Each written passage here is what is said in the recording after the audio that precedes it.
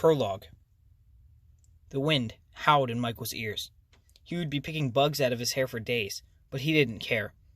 The air down here was unusually warm for this time of year, in Indian summer. The heat and moisture had collected into a low-hanging cloud that hid the peak of Mount Noble, but it couldn't hide Eric and Molly. He could just make out their silhouettes against the dark cloud wall. And though he couldn't tell which was which, it was safe to assume that Molly was out front. She was faster. The fastest flyer Michael had ever seen. But then, speed wasn't everything. He had given them a head start by counting to 30 before even leaving the ground. By now, they were a good 200 yards in the lead. Michael smiled to himself as he took in a deep breath of mountain air, savoring the clean tang of pine in his nostrils, and watched as the forest disappeared beneath his feet. This was going to be fun. It wasn't enough to be naturally fast. You needed to know how to ride the wind if you wanted to win. If you fought too hard against nature, you would quickly tire and lose. So, Michael held back until he found an updraft of warm air from the valley. Spreading his arms, he caught the wave of heat and added it to his own power, hurling himself straight up into the ceiling of gray cloud cover. Conditions were turning rough up here, where the warm gusts met the cold, high winds, and soon the skies would be too dangerous to ride. Already Michael could feel his skin prickle with static, and it wouldn't take long for that static to turn to lightning. But Michael would end this race long before that happened. Up and still further up he soared, expending the last of the momentum borrowed from the updraft. In a great curving arc he flew, breaking the cloud ceiling for a glimpse of the twilight skies above, and then folding his arms tight at his sides, he dove back down to earth, like a rocket, like a meteor. Cold rain stung his face as he plummeted through the mist, but he laughed anyway. He felt the speed in the pit of his stomach, in the tips of his fingers. He felt the speed in every nerve, and it was exhilarating. When he cleared the clouds, he spotted Eric and Molly, each a few hundred yards from the peak. They were looking over their shoulders, searching for him, confused by his sudden disappearance. But he wasn't behind him. He was above and in front, just seconds from the peak, just seconds from the chosen finish line. He almost felt sorry for them, losing another race, their last race altogether. But his pity didn't last long. It was swept away in the thrill of speed and freedom, drowned out by the roar of the wind. Michael was just born to fly. From the moment he opened his eyes, Michael felt as if something was wrong. It was a strange feeling, like waking up in a dark room, in a bed that wasn't your own. But this was his bed. He recognized the sheets, dotted with little stars and half-moons, and the sunlight streamed through his open window, revealing blue sky outside.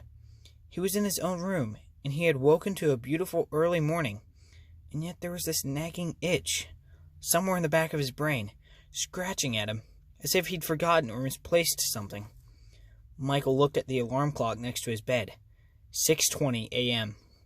Far too early for a lazy summer morning.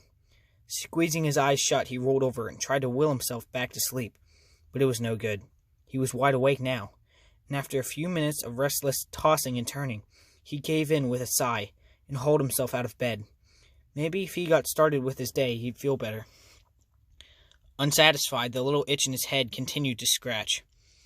Michael grabbed a wrinkled pair of jeans off the floor and the dirty t-shirt draped over the bedpost. He didn't feel like digging through his dresser for a clean one. When he'd finished dressing, he looked in the mirror and gave himself a weak smile. "Happy birthday, me," he told himself. He certainly didn't look 13. At least, he didn't look the way he'd always pictured himself looking at such an important age. He'd always pictured the 13 him as tall, more grown up, maybe even a muscle or two. But the boy in the mirror looked just as short and just as skinny. He looked, well, 12. As he frowned at the mirror, he noticed something odd. Something in the reflection that shouldn't be there. Once again, he was in a room that he didn't quite recognize. It was something about the walls. When he turned around, he saw them everywhere. Drawings. They were taped to the wall above the bed, on the closet door, even stuck to the window. Everywhere he looked were more drawings. He must have been half blind not to notice them before. Leaning close, he studied one. It was an ink sketch of a boy floating in a cloudy sky. Across the top, in bold magic marker, were the words, "You can fly." As he took a step back, he realized that they were all the pictures of the same thing, repeated over and over again. The boy soaring above the rooftops, or over the mountains, or through the clouds. It was a little frightening. Though he couldn't remember drawing them, they looked like his. They all had the same awkward hands that he could never get right, and each one contained the same message, written in his own messy scrawl. You can fly. Michael's first impulse was to call out for his parents. They were sleeping just down the hall, and if he yelled, they'd be there in a matter of seconds. But he was 13 today, and 13 was the age where you started taking care of yourself, when you started figuring things out. So that was precisely what he decided to do. Michael knew that when he was little, he would sometimes walk in his sleep. He'd wake up at the foot of his bed or at the other end of the hall. Once his parents had caught him at the front door. Perhaps he had gotten up in the middle of the night and drawn a bunch of pictures. He hadn't sleepwalked in years, but what other explanation was there? Then something began to happen. The longer he stared at the drawings, the more they started to feel familiar. The harder he concentrated, the stronger the feeling got. There was something he recognized about him. Beyond the badly drawn hands, it was like a memory of a dream. It didn't make sense exactly, yet it seemed so real. The itch in his head grew insistent, and when he closed his eyes, he could almost hear the sound of the wind roaring in his ears. Feel the cold, crisp air biting against his cheek. All at once, he felt sick. A queasy feeling twisted in his gut, and his head threatened to split open with a jabbing pain. His knees buckled as the room started to spin, and he had to grab hold of his desk just to stay upright. An awful fear gripped him, that there was something waiting for him when he closed his eyes.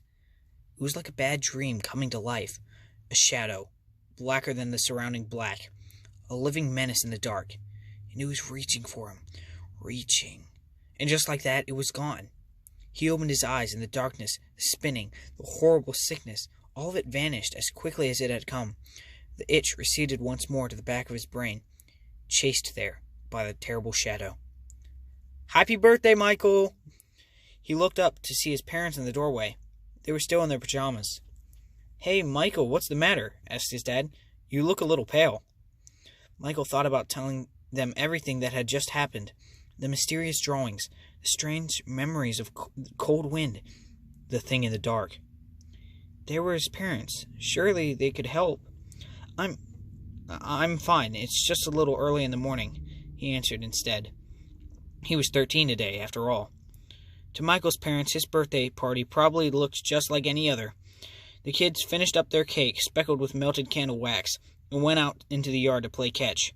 Eric teased Rowan whenever he dropped the ball, which was most of the time, while Molly complained that boys didn't throw straight anyway, so why were they even playing such a stupid game?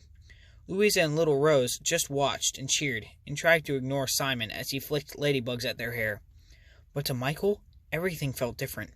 He couldn't get those pictures out of his head, or the fear that if he shut his eyes for too long, something would be there waiting for him. His friends were acting strange, too. On the outside, they seemed all right, joking around and laughing, but Michael caught them giving each other looks when they thought he wasn't paying attention. It reminded him of when Charlie Campbell's dad passed away, how all the kids at school treated Charlie on his first day back. Everyone had been extra nice, but no one had been themselves. When they got bored with playing catch, Michael half-heartedly asked what they wanted to do next. Rose pointed up at the sky and grabbed Michael's hand. "Let's go up! Let's go up!" she was saying. Michael was about to ask Rose what she meant, but before he could say anything, Louisa shushed her sister and whispered something in her ear. For some reason, Rose turned red-faced, ashamed. That was when Michael noticed how quiet it had turned. He looked around to see his friends all watching him, as if they were expecting him to burst into flames or something. Michael didn't know why, but this made him absolutely furious. Why were they all staring at him anyway? "Aren't you a little old to be picked up?" Michael snapped. "What are you, Rose? Some kind of baby?" He turned to the rest of his friends. "And why do you all keep staring at me? What's the matter with you?" Louisa didn't look at Michael. She just put her arm around her sister and gently pulled her away. But Molly turned and stalked off. Without a word, she got on her bike and pedaled away. Michael looked around, confused.